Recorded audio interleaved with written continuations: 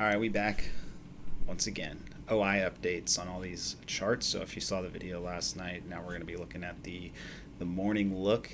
A quick recap of the video is essentially we're expecting for the next couple weeks or so for Vanna and Charm to start coming back into the market, and it's going to have the opposite effect of what it did in the last OPEC cycle, where that was more of a melt up. I think you're going to see more of a melt down into essentially what is seasonally one of the worst months and into one of the worst years. So who knows? Maybe that has an opposite effect, as it usually is one of the worst months in what is typically a bull market pretty much every year. So being one of the worst years since 1970, I don't know how September is going to play out. If it ends up playing out as being one of the worst months still, it could be a pretty bad month. The GEX is kind of lining up with that so far. It doesn't really show that there's going to be like a crash or anything, but it does show 3,900, kind of what I'm thinking is going to end up happening over the next few weeks. 3,900, if not by Friday. I don't know. I mean, it could be Friday.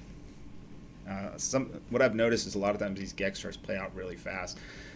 They'll be positioned out for a week or a couple weeks away, and it'll happen that day. So I'm not really sure. I mean, it could be 3,900 today for all I know. But going through this, I think today's going to be more of a balanced day.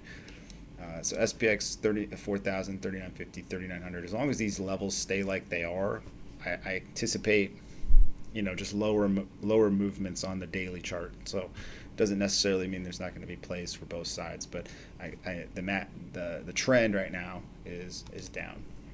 This is an opposite look of what essentially the melt up of the last month or so was looking like. SPY, a net GEX for the next 98 days.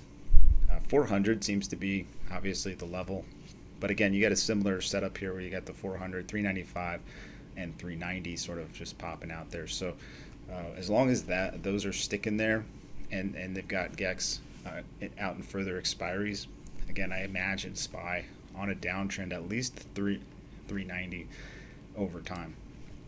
On VIX, they've got quite a few positions spread out here into September 14th and September 20th. Really, it's just September 21st. Quite a bit down here, but we're above the vol trigger. So as long as we're above the 24, I anticipate VIX allowed to kind of move around a little bit, at least over time. I don't think it's going to move very much today, but over time, allow VIX to just kind of trend higher, which is great if you're a trader. And then Friday SPY, looking like they're trying to go for the 400 pin. Doesn't mean we don't trade down here and then eventually come back to 400, because they quickly hedge all that away if they need to come back to 400. Watch out for that 404 vol trig. If we can get above that, that could instigate a gamma squeeze, but we'd have to see some other things come into play, like the VIX. VIX today looks like it's pinned 26. So again, that kind of suggests that balance conditions.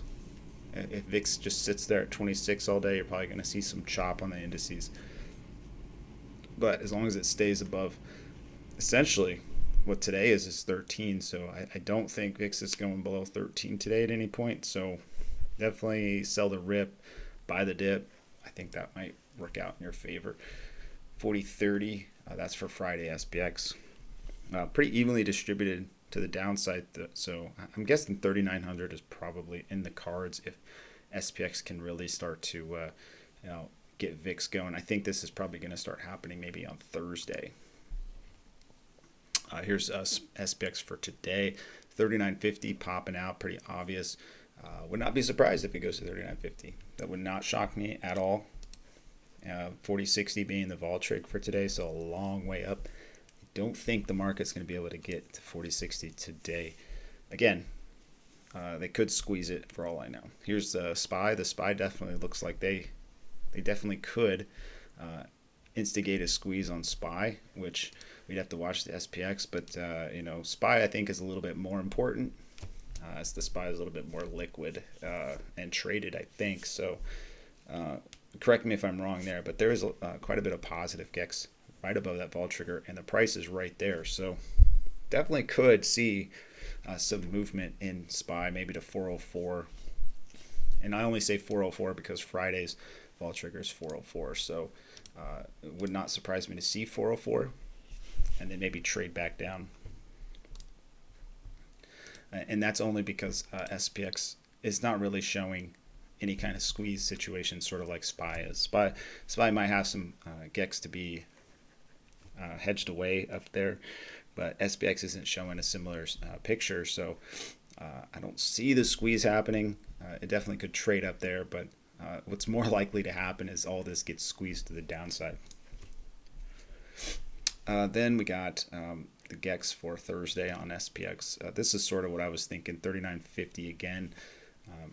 Probably this is where the market kind of gets a little bit more loose, I'm guessing, and you can see some movement to the downside because the next expiry on VIX looks like 27.30 is in the cards here. Once 27 wall goes, I think 30, maybe even 32.50 starts to trade on VIX, but it's not a lot of gamma here on the VIX, so a lot of all that gamma is sitting here into basically September 21st, so which I believe would just be the VIX expiration. So hopefully this little run through helps.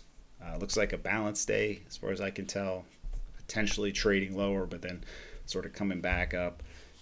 That's sort of the way I'm going to be looking at it. Anyways, hope you like this. Peace.